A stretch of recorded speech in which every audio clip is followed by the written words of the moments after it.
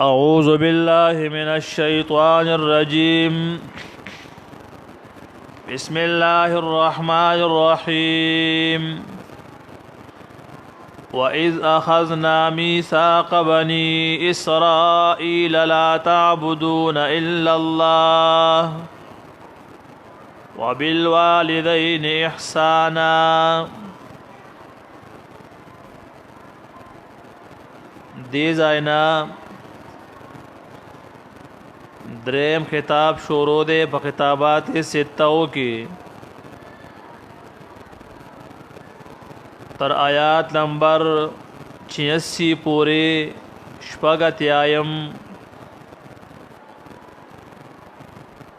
او په دې خطاب کې انکارهم من الاوامر و اتيانهم بالنواهی، انکار ذکر کئی دی یهودو دا اوامرو دا اللہ نا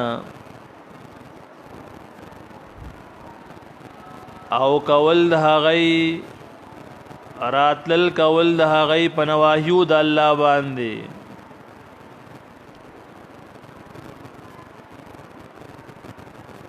پدی خطاب کی پنځه اوامر ذکر کئی یهودو تا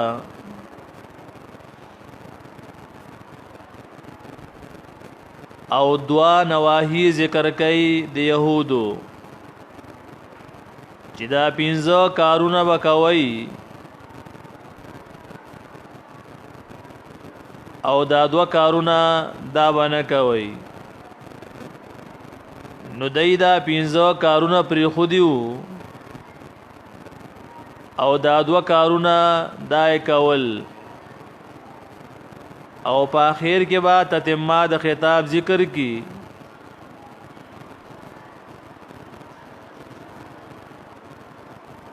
یو امر داو چې لا تعبدون الا الله، عبادت د الله کوي د بل چانه. دویم امر وبالوالدین احسانا، د مور او پلار سره احسان او نیکی کوي. دارنګي خپلوانو سره، یتیمانانو سره او غریبانانو سره هم. او دریم امر وقولوا للناس حسنا، خلقو ته مسله د توحید بیانوي. او سلورم امر واقیموا الصلاة، د مص پابندي کوي. او پینزم امر وآتوا الزکاة، او زکات ورکوي. ورپسی آیات کی نواهی ذکر کئی چې دین الله منع کړیو. یو نهی لا تسفکون دماءکم، دیو بل ویني با پناه حق باندې نتو یوي. او دوی منهی ولا تخرجون انفسکم، یو بل با دخپلو کورونو نا نو باسی. نو دی اوامرونه انکار کړو او چې د کومن الله منع کول نو پاغه به راتلل کول. وَإِذْ أَخَذْنَا مِيثَاقَ بَنِي إِسْرَائِيلَ، او کلا چې واغستا مونږه په وعده د بنی اسرائیلنا لا تعبدون الا الله، لا تعبدون الا الله، چې بندگی با نه کوي تاسو د هیڅ الا الله مگر د الله، یو د الله بندگی وکوي. دی ځای کې لا تعبدون الا الله دا جمله خبریه ده خو په معنا د انشاء باندې ده. او انشائی معنی بدای چې اعبد الله، دا الله بندگی وکي. لکه امام ماتوریدی رحمه الله ذکر کوي اغوي وای معنی دادا چې لا تجعلون الالهیه الا لله الوهیت یو د الله او منی د بل چانا دویم امر وبالوالدین احسانا مور او پلار سره نیکی کوي مور او پلار سره نیکی کوي مور او پلار سره نیکی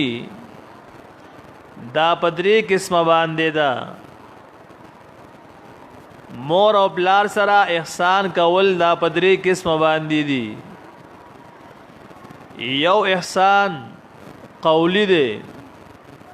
چې مور او پلار سره خې خبرې کوي د ادب الفاظ ورته وایي دویم احسان مالی چې الله تعالی مال درکړی وي نو مور او پلار سره احسان او نیکی د مال کوا په خپل مال کې د مور او پلار برخه هم ګرځوا او دریم احسان فعلی پلاس او پخپو باندې د مور او پلار خدمت کوا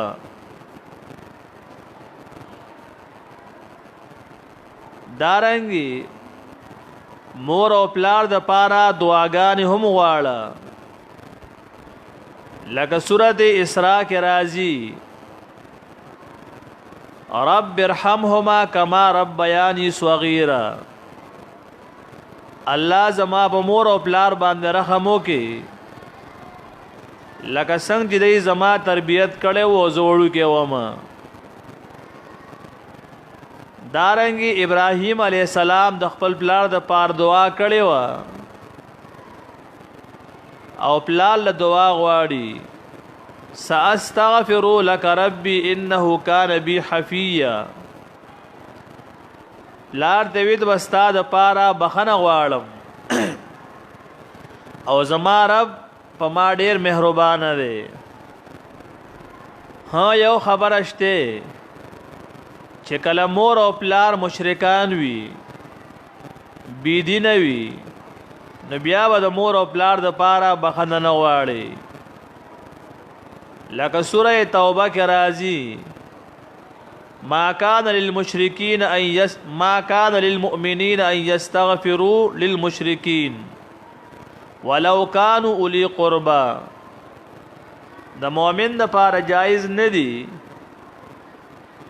چاغا د مشرکان د پاره بخنه غواړي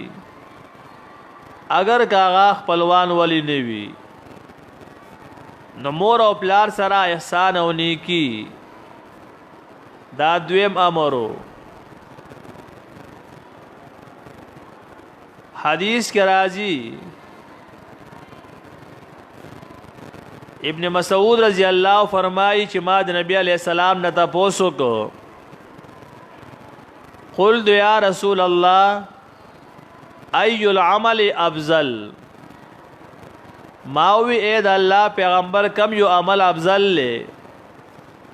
نبی علیہ السلام راتووی الصلاة علی وقتها پخپل وقت باندې موس کول دا بهترین عمل لے قلت ثم ایون بیا میووی چې دین رسو کم عمل غوړه دی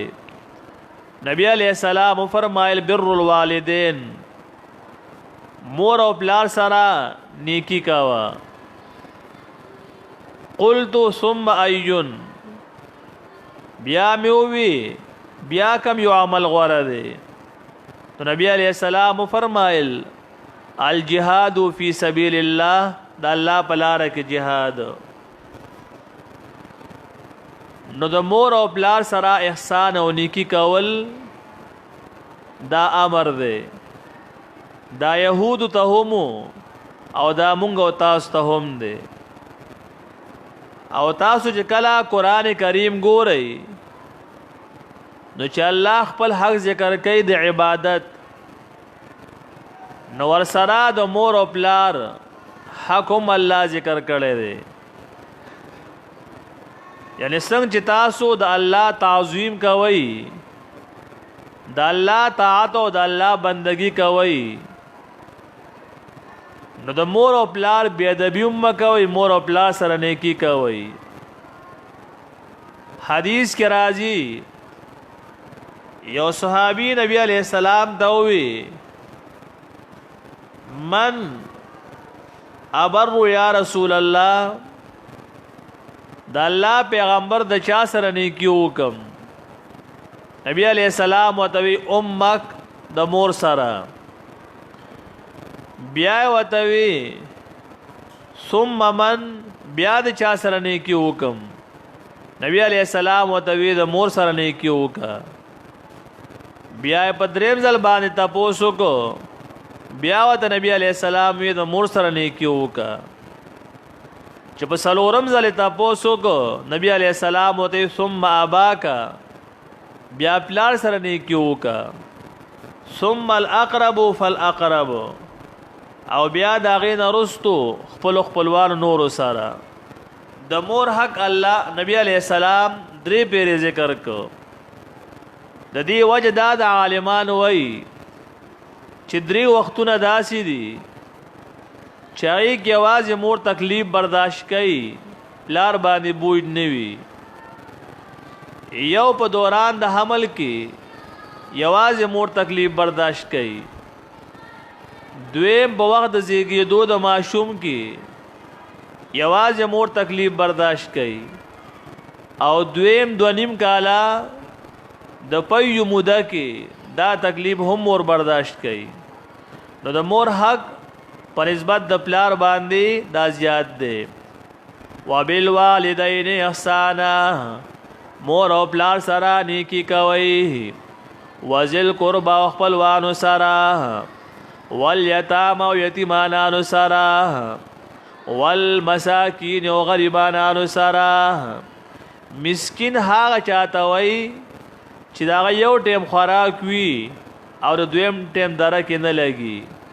هغه سره احسان او نیکی وکا، خېګړه ور سره وکا.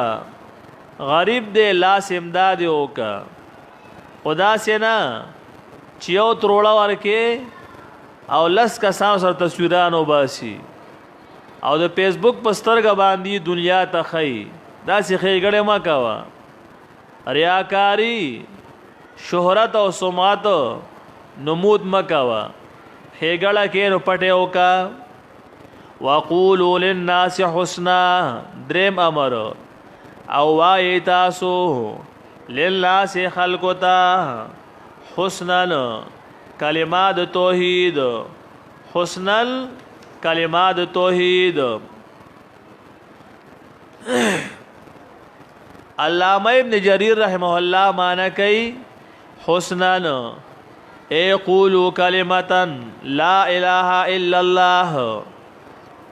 کلمات توحید خلقو توائی. دارنگی امام ابو منصور ماتوریدی رحمہ اللہ معنی کئی قولوا للناس کلمت التوحید، خلقو تا کلمت توحید وائی، یعنی مسئلہ توحید بیان وائی. وقولوا للناس حسنا، او وائی تاسو خلقو تا حسن الخبرہ چه مسئلہ توحید دا. واقیم الصلاة، او پابندی کوي د منځونو پابندی کوي. وآتوا الزکات، ورکوي زکات. د موس پابندی دادا چې څومره منځونه در باندې پرې شوي دي نو هغه په خپل ټیم باندې ادا کوا. هغې کې سستی هم مه کوه، هغې کې قضا کول هم مه کوه.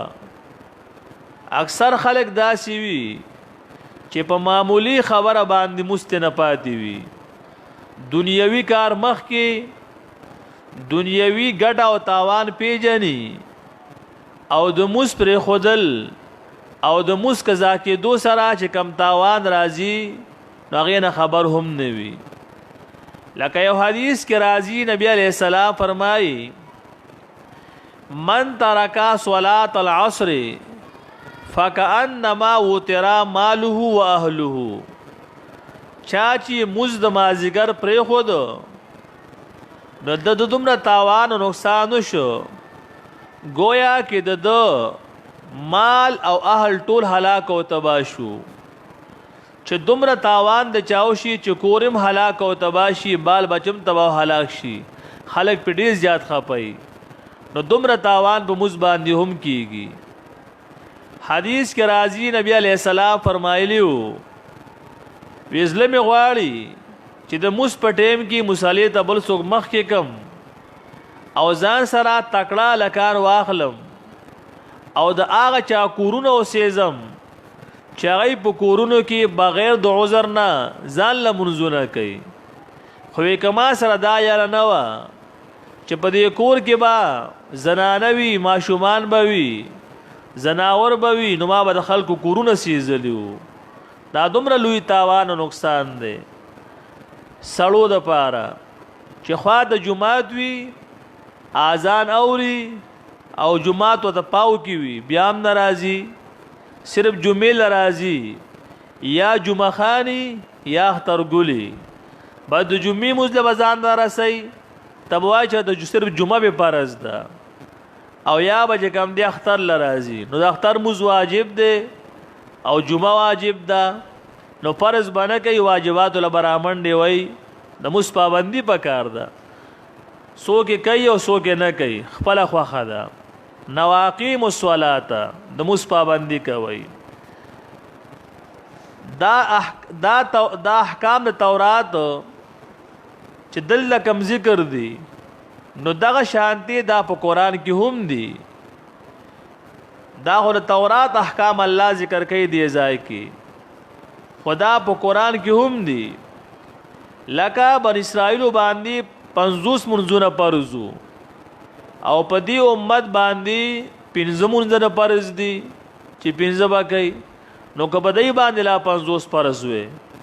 نو هغه 15 ته سمې خراب دي نو 50 خوري لره خبره وا واقیم الصلاة او پابندی کوي د منځونو واتو الزکات ور کوي زکات ایو کست چاوي ته مسکین وی او پیسنګ وی کله نه کړي او کله قضا کړي نو بیا نه کړي کله نو کوم نو مزرانه پادشي او کله رانه قضا شي نو بیا رانه پادشي نو مس پابندي پکار ده ثم تولیتم الا قليلا منکم بیا مخوالو تاسو الا قليلا منکم مگر ډیر لګو کسانو تاسو نه وانتم مورزون او تاسو همیشه مخ اړون کیئ واذ اخذنا میثاقکم اوس دی آیات کې نواهی ذکر کوي چې الله دین منع کړیو واذ اخذنا میثاقکم او کلا چې واده واغستا مونږه تاسو نه میثاقکم بها واده لا تسفكون دماءکم چې نبا تو یوي تاسو دماءکم ویني د یوبل ولا تخرجون انفسکم او نبو باسی تاسو انفسکم یوبل لرا من دیارکم دکورون استاسونا ثم اقررتم بیا قبول کلا تاسو دا وادا وانتم تشهدون او حال لا دې تاسو په هدی ثم اقررتم اقرار په معنا د قبل اولو د وادي وانتم تشهدون او شهادت په معنا د علم باندې وانتم تشهدون او حال لا دې چې تاسو په هدی ثم انتم هؤلاء تقتلون انفسکم پدې آیات کریمه کې اشاره کوي د خبرې ته چې دغه نواهی چې الله دې منع کړیو نو دې په دې باندې عملونه کو او د دې خلاف شروع کړه د آیات کریمه لږ مشکل له د دې مخ کې پس منظر واو چې آیات کریمه تفسیر هغه آسان شي واقعیا داسې وا چې د پخوا زمانه نه یمن کې دوه کسان اوسېدل تر او ورواره اوس او خزرج نو تر خوب ولید چې دا ډیم شلیدلې دی چې کم دا غي سره خوا د ډیمو نو تر سحر را روان شو چې دی علاقې نظم نروارو سره هم را روان شو نو دای راتل نو دای یسرب مقام ته را ورسېدل د مدینه زوړ نوم چې وو دا یسرب نو یسرب ته را ورسېدل د غزا کې اوسېدل اوس او خزرج بیا د نبی علیہ السلام د بعثت نمخ کې درې قبیلې د يهودو اغراله او د غزا کې آباد شوي بنو قریظه بنو نذیر بنو قینقاع دا مدینه کې هغه آباد شوي او په دغه ځای کې يهودو مدرسه جوړ کړه بیت المدراس په نوم باندې شون کې دا يهود چې نو دا علماو مولیانو اوس او خزرج قبیله دا امیانو نو اوس بنو قریظه سره تعلق جوړ شو دا غي مریدان جوړ شو او خزرج بنو نذیر سره دا غي مریدان جوړ شو نو د دې اوس او خزرج د پخوا زمانه نه جنگونه را روانو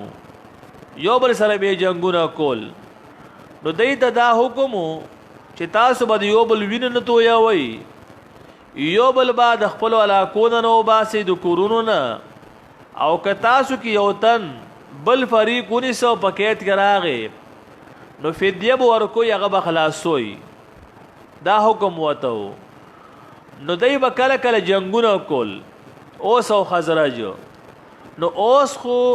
دا ملګریو د بنو قریظه او خزرج ملګریو د بنو نذیر نو چې کله با د اوس نه خزرج والی او کسونی سو نو دای به چاندرا غونډه کړه وی مخ خپل کا سزا دو نو غیله به پیسې ورکړي دی بنو قریظه ولا چې زموږ د کس پر آزاد کړي نو دای باندې می پیسې غیله ورکړي نیمه وی جیب کې واچولې نو فدیه ور کول خو جایزو دا خو حکم خو چون کې دای په پاغي کې نیت خرابو سه پیسې به مخ کې ورکول سه به ځان لجیب کې چولې دغه شان دي کچري بنو نذیر با د خزرج نه پیسې واغستې چې موږ تاسو کا سزا دو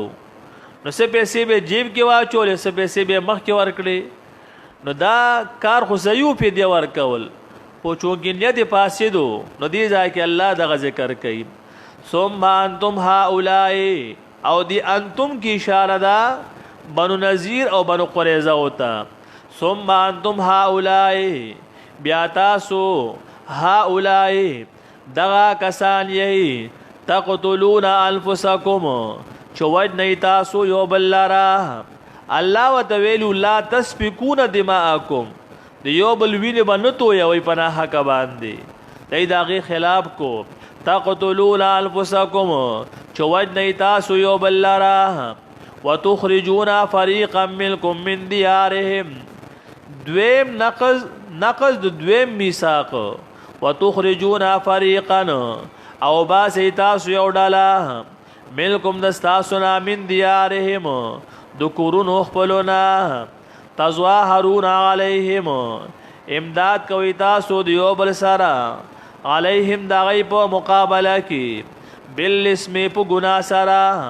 والعدوان او په زیاتی سارا تظواهرون علیهم یا مانو کوي زیاته کوي تاسو په غی باندې بالاسم په شرک سارا والعدوان او په بدعت سارا یا تظواهرون علیهم امداد کوي تاسو یو بل سارا علیهم دغی په مقابله کې بالاسم په ګنا والعدوان او په زیاتی سارا اسم هغه ګنا توي چې داغه په ذات کې قباحت وي لکه شرک چې دی دا قبیح شی دی عدوان هغه ګناه ته وایي چې به ذات ګناه نه وي لیکن په یو صفت سره ګناه شي لکه د حد نه تجاوز کول لکه دعا بعد سنت دعا بعد السنت. اوس دعا کول دا خو ګناه نه دی او دا حکم د شریعت دی، خو د سنتو نه پس په جمع باندې دعا کول دا د حد نه تجاوز دی. نو چې حد نه تجاوز شو نو دا ګناه شو. دارنګي د جنازې کول نرستو دعا کول نو دا د حد نه تجاوز دی، نو دا ګناه شو. نو اسم هغه ګناه ته وای چې دا غي ذات قبیح وي لکه شرک. عدوان هغه ګناه ته وای چې هغه ذات قبیح نه وي لیکن هغه سره صفت یو ځای شي نو بیا پاره کې قباحت راشي.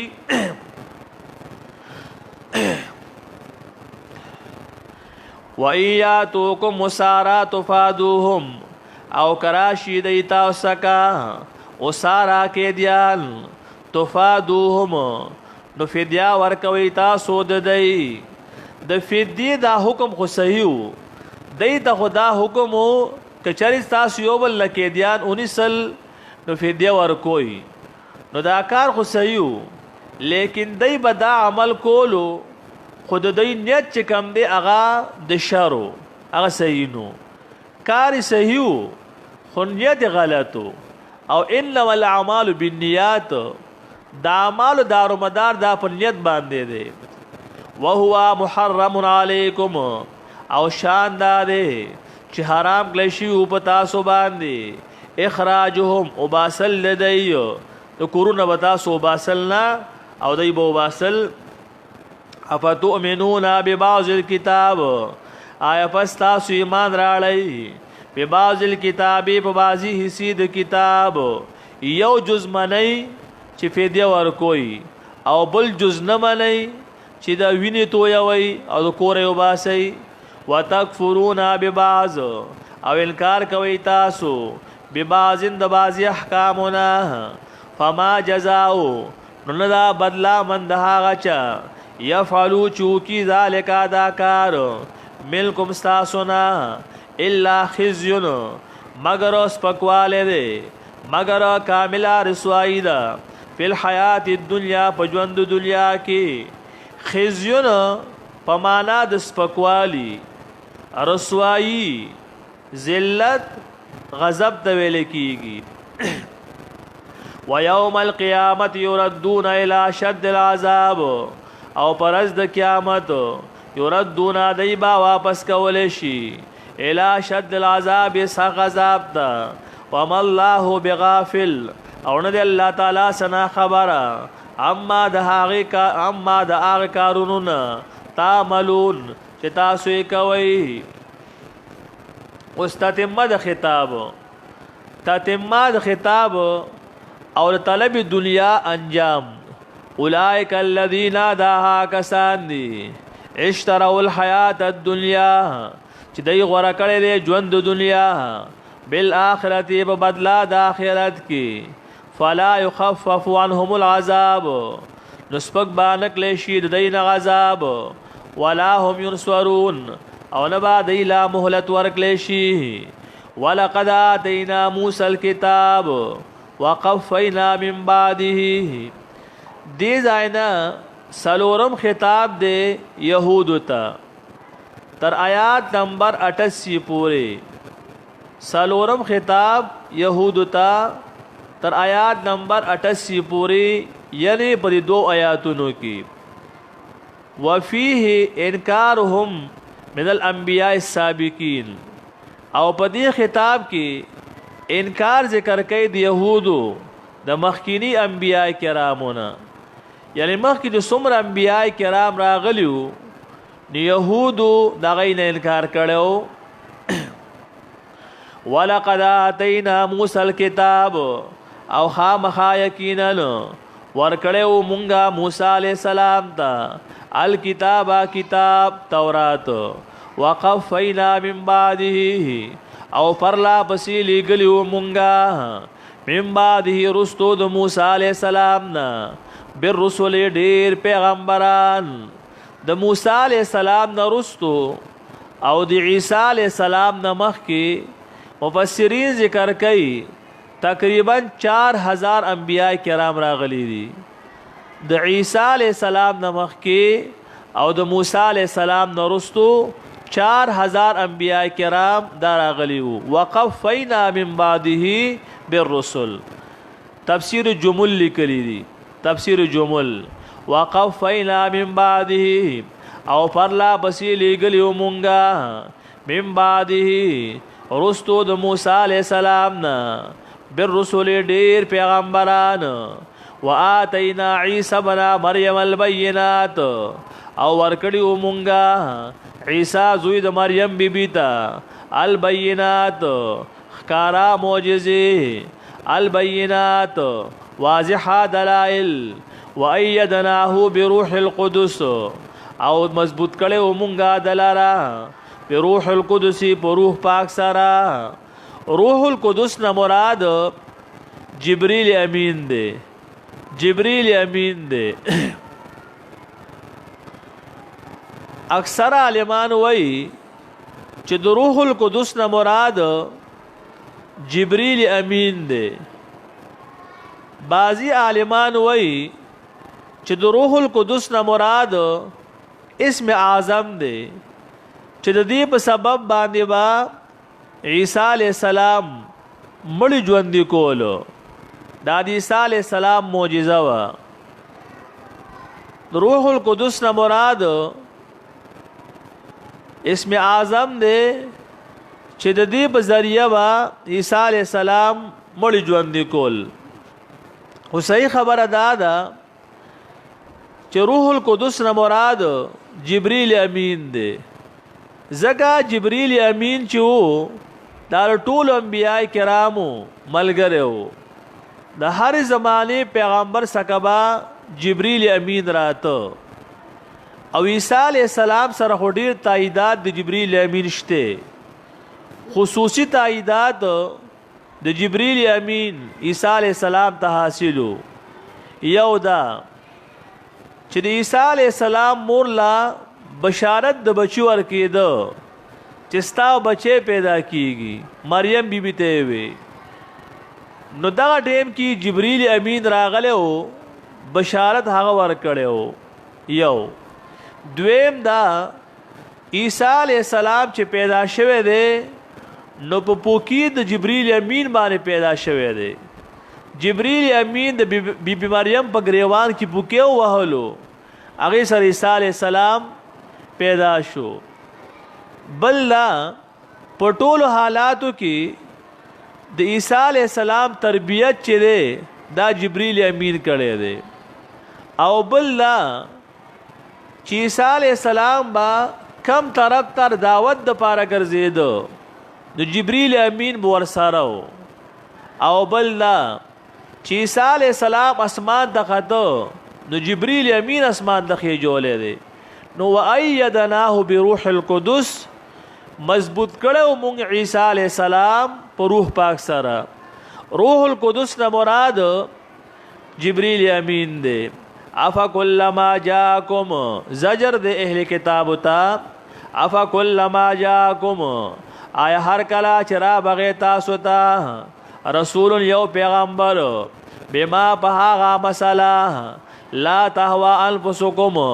چې نبا خوخولا نفسونو ستاسو استکبرتم نو تاسو بازان غټو غنولو ففریقا کذبتم یو ډله با دروغجن کړل تاسو وفریقا تقتلون او بلا ډله با وجل تاسو یعنی تاسو با د یو ډلې تکذیب کولو او بل ډله با تاسو وجل. دا د يهودو لوی رابطوبو چې د انبیاء تکذیب او د انبیاء وجل. د دې وجنه یو روایت کې راځي د کنز العمال روایت ته چې سحر دکانونه لا کولاو شوی نو چې دی يهودو 300 انبیاء کرام دا شهیدان کړیو. سحر دکانونه لا کولاو شوی نو په سبا سحر کې 300 انبیاء کرام دای قتل کړیو. ځنې انبیاء د يهودو وجلی دي لکه زکریا علیہ السلام یهود وجلو شهید کړو دارنګ یحیی علیہ السلام یهود شهید کړو دارنګ ګڼ انبیاء کرام دی یهود شهیدان کړو تر دې پوري چې د نبی علیہ السلام دا مرګ چې وو د نبی علیہ السلام مرګ چې وو نو دا د خیبر په موقع باندې یو یهودن خزی نبی علیہ السلام لا په غوخه کې زهر چولیو او نبی علیہ السلام چې هغه غوخه خلی ته واچوله خوړی جبرئیل امین رااله وتوی دی کې زهر دی نبی علیہ السلام هغه قیکړه خو بیا دغه زهر او اثر د نبی علیہ السلام په بدن باندې خور شوی وو نو نبی علیہ السلام چې کله وفات کېدن دا وی زما دا مرګ چې دی وی دا د وجه د اثر د زهر نه دی چې د خیبر په موقع باندې مالا یو يهودون خزرا کړیو نو دای ګڼ انبیاء کرام دا وجلی دي شهیدان کړی دي او دا دستور را روان دی چې څومره حق پرسوي نو په هر زمانه کې باطل پرستو دا غي د قتل بندوبستونه کړیو خباب رضی الله په صحابهو کې هغه صحابي دی چې داغه بدن غار شوی وو د مظالمو د کافرانو نه ظلمونه وسره کړیو دا بدن غار شوی وو خباب رضی الله چې د کم کافر غلامو او د مسلمانو